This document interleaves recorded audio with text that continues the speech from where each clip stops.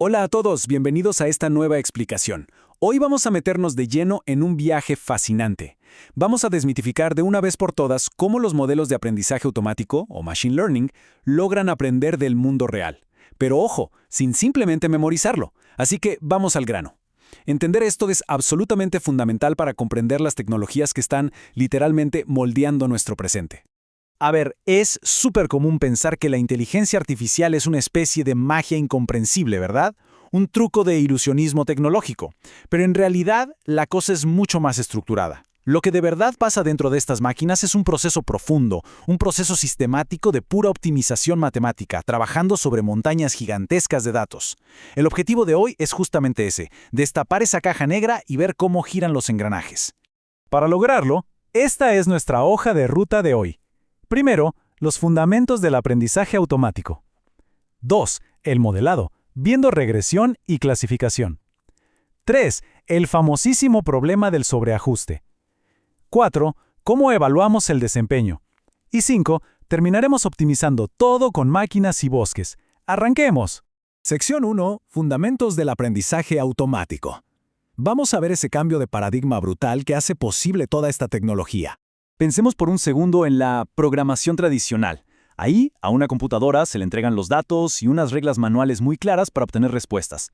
Por ejemplo, si queremos filtrar correos no deseados, alguien se sienta y programa una lista súper rígida de palabras prohibidas. Listo, pero en el Machine Learning, la lógica se voltea por completo. Aquí le damos a la máquina los datos junto con las respuestas históricas y es la propia máquina la que deduce las reglas. Al procesar miles y miles de correos, el modelo aprende por sí mismo esos patrones sutiles del spam, adaptándose a variaciones que, la verdad, ningún humano podría haber previsto con reglas estáticas. Es un cambio total. Y bueno, todo este universo del Machine Learning se divide en tres grandes ramas, dependiendo de cómo es la señal de aprendizaje. Tenemos el aprendizaje supervisado, que es básicamente cuando la máquina aprende de ejemplos que ya vienen con sus etiquetas o respuestas correctas. Digamos, ideal para predecir si un tumor es benigno o no.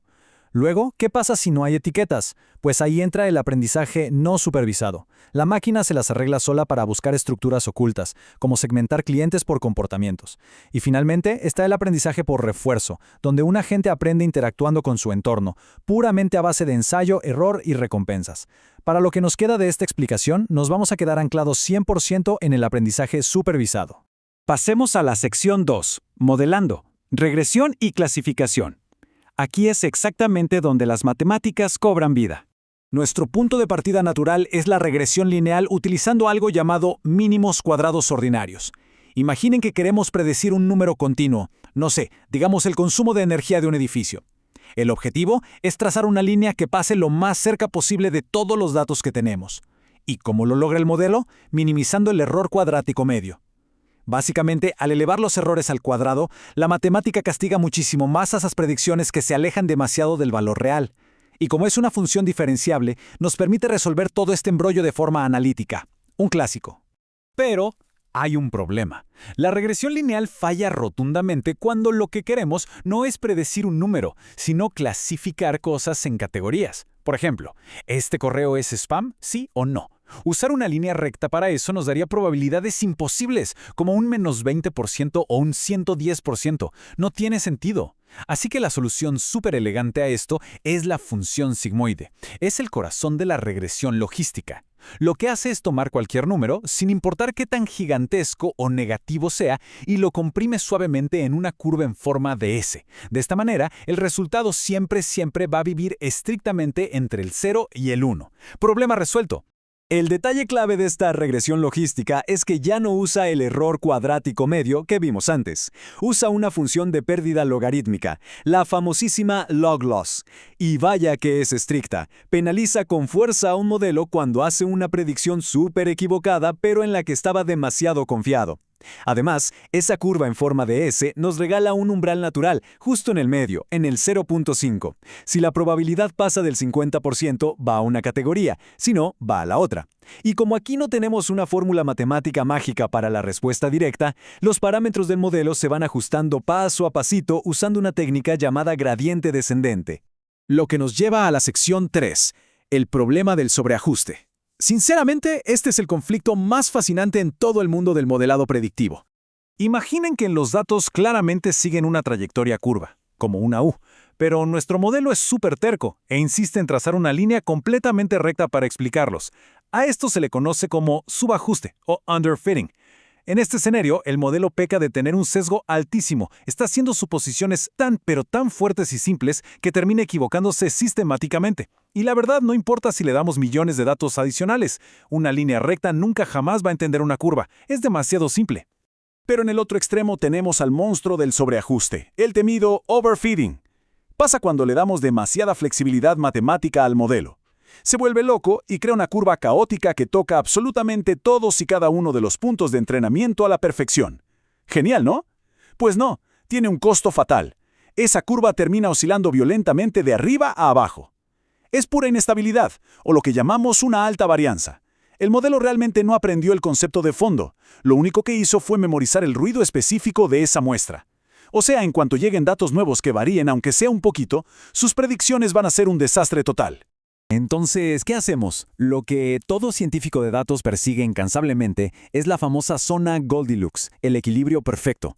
Hablamos de un modelo que tiene la complejidad exacta para entender la verdadera forma de los datos, pero que es lo suficientemente simple como para ignorar el ruido al azar. Ese es el santo grial del machine learning, que el modelo logre generalizar. En otras palabras, que siga siendo preciso cuando se enfrenta a información que nunca antes ha visto en su vida. Sección 4. Evaluando el desempeño. Porque, aceptémoslo, tener una curva bonita no sirve de nada si no sabemos cómo medir qué tan buena es realmente. Es súper tentador pensar que tener un 99% de exactitud significa que nuestro modelo es un genio, un éxito rotundo. Pero piénsenlo un momento. Supongamos que armamos un modelo para detectar una enfermedad rarísima que solo afecta al 1% de las personas. Si nuestro modelo es un completo desastre y simplemente clasifica a todos como sanos por defecto, ¡boom!, acierta el 99% de las veces. Suena increíble en papel, pero falla catastróficamente en su único trabajo, encontrar a las personas que sí están enfermas. Así que la exactitud por sí sola nos puede engañar. Justamente por eso, cuando los datos están así de desbalanceados, necesitamos métricas mucho más agudas. El recall o sensibilidad nos dice qué porcentaje de los casos positivos reales nuestro modelo logró pescar. Esto es de vida o muerte en cosas como detección de cáncer, donde ignorar un caso positivo es un error imperdonable. Por otro lado, tenemos la precisión, que mide qué tanto podemos confiar en el modelo cuando grita «¡Lo encontré!», o sea, de todas sus alarmas, cuántas eran verdad. Esto es crucial para un filtro de spam, donde mandar un correo importante a la papelera por error es súper molesto. Y si necesitamos un balance justo entre no perder casos reales y evitar falsas alarmas, usamos el F1 Score, que básicamente junta ambos mundos en un solo número súper útil. Pero si queremos medir la potencia total del clasificador, sin quedarnos atados a un solo umbral, usamos la famosa curva ROC. Esta maravilla nos muestra cómo se porta el modelo cuando movemos el punto de corte desde 0 hasta 1. Lo ideal es que la curva se empuje lo más posible hacia la esquina superior izquierda.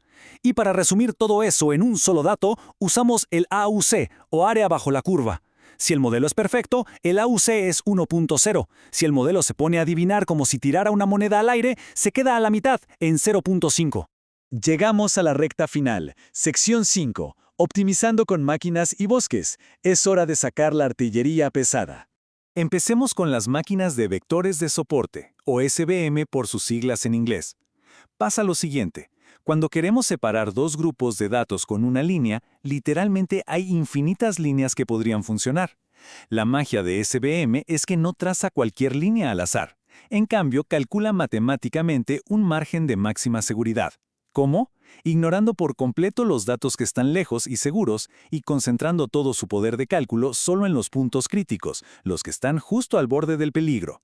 Al construir el pasillo más ancho posible entre los grupos, nos asegura que el modelo sea mucho más robusto frente a datos nuevos. Ahora, antes de ver nuestro siguiente modelo, viajemos rapidísimo a 1907. Hubo un experimento buenísimo en una feria donde le pidieron a 800 personas que adivinaran el peso de un buey. Sola, ninguna persona experta dio con el número exacto, pero cuando agarraron y promediaron todas las respuestas, el resultado fue prácticamente impecable. Increíble, ¿no? Los errores individuales, los que se pasaron y los que se quedaron cortos, se cancelaron entre sí. A esto se le llama la sabiduría de las multitudes. Y adivinen qué, es exactamente la inspiración detrás de los métodos de ensamblaje en Machine Learning. Esto nos mete de lleno en el mundo de los ensamblajes. En vez de jugárnosla con un solo modelo gigantesco y súper propenso a equivocarse, combinamos docenas o cientos de modelos más chiquitos y sencillos. Aquí reinan dos grandes estrategias, bagging y boosting. En bagging, entrenamos un montón de modelos al mismo tiempo, en paralelo, de forma independiente, buscando bajar esa varianza molesta que vimos antes. El boosting es distinto, es una carrera de relevo secuencial. Cada nuevo modelo que entra se entrena específicamente para arreglar los errores que dejó el modelo anterior. Es fantástico para reducir los sesgos obstinados. El rockstar absoluto del bagging son los bosques aleatorios, o random forests. Este modelo agarra la sabiduría de la multitud y la lleva al siguiente nivel con un truquito brillante. Piénsenlo, si todos esos modelos independientes usaran la misma información obvia, todos cometerían los mismos errores tontos. Para que eso no pase, Random Forests obliga a sus árboles de decisión a ignorar algunas variables al azar en cada paso. De esta forma, cada árbol tiene una perspectiva 100% única. Al juntar cientos de predicciones completamente diversas, el promedio final es un modelo súper estable y que es un escudo casi impenetrable contra el sobreajuste. Claro, meter un batallón de modelos no es la única forma de arreglar las cosas. La complejidad también se puede domar con pura matemática mediante la regularización. Básicamente, es cobrarle un impuesto matemático a la complejidad de las fórmulas. Tenemos técnicas como Rich, que lo que hace es encoger artificialmente los coeficientes para que el modelo no se obsesione con una sola variable ruidosa. Y luego está Lasso, que es bastante más estricta. Literalmente agarra las variables inútiles y fuerza sus coeficientes a cero. Funciona como una escoba automática, que barre el ruido y nos deja únicamente con la información que de verdad importa. Para ir cerrando, vale la pena recordar de qué se trata realmente todo esto. Con tantas fórmulas y algoritmos, a veces olvidamos que el machine learning no llegó para reemplazar la intuición de los expertos humanos, sino para amplificar lo que podemos lograr a escalas que nuestra mente simplemente no puede procesar. Ya vimos cómo estas máquinas filtran la complejidad, esquivan el sobreajuste y logran encontrar ese orden oculto en medio del caos. Así que la pregunta que nos queda es, ¿dónde más podríamos aplicar estas increíbles herramientas para encontrar patrones y revolucionar esos campos que hoy todavía dependen de simples corazonadas? Es una idea que da mucho en qué pensar. Ha sido un placer acompañarlos en esta explicación. Hasta la próxima.